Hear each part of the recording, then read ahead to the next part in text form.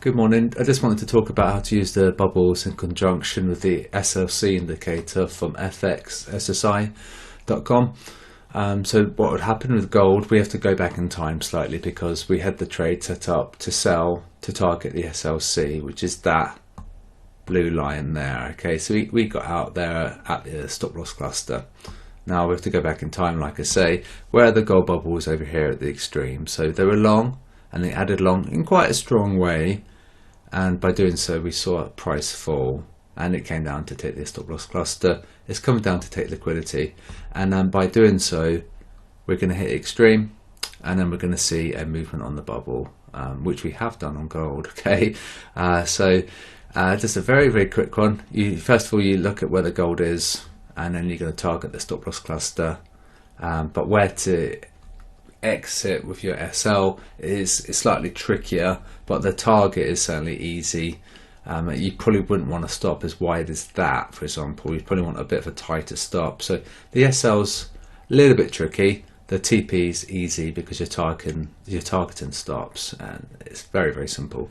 So get an idea where the bubble is, target SLC, and then what happens after targeting the liquidity, we're going to see a reversal in price, and that's what we're seeing. So the bubble's over here and we're going back across. Now the thing is that they were long gold because they're looking at this price action, and then by looking at this box here, they're going to think, well, okay, this is quite bullish. You know, this is why they went long, and then of course we fall, and then we're taking out liquidity there. Okay, so basically the reason why it fell to take out the stop loss clusters because they went long and so price fell, and they're looking at recent price action. So they're now looking at this price action, and they're thinking, well, sell. You know, we were quite bearish these last 10 hours.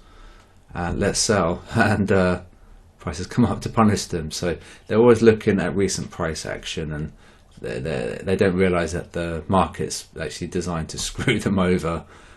So you've got to keep an eye on your sentiment. The bubbles are excellent for that, and what should happen is if they start selling gold, which is possible that they will, this bubble is going to move across and it's going to come down here, where it's then going to hit extremes, and then we'll hit a reversal on gold, and then you know looking to sell gold once it's hit the extreme. So that basically is saying if we see a movement on the gold, we're going to come up and take the stop loss cluster above, and then we'll hit a reversal, and then of course we'll come back and we'll take the stop loss cluster below, and we're just going to repeat forever taking stops out of the casino.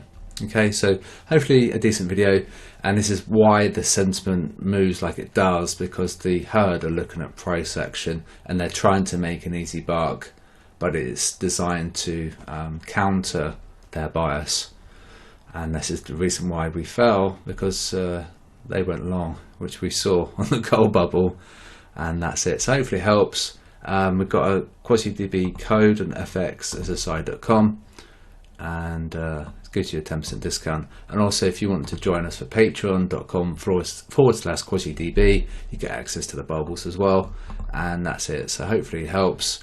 And this move in itself, it paid for a month on fxssi.com easily, because we had actually fallen quite heavily, and it's all to do with your sizes as well. So if you've got a decent size, that would have paid quite handsomely, that move to the SLC. So just a quick one there. Keep an eye on that gold bubble and whether or not it's going to come down. If it does, it tells us that we're going to take the stop loss cluster above, so that could be a theoretical TP for gold.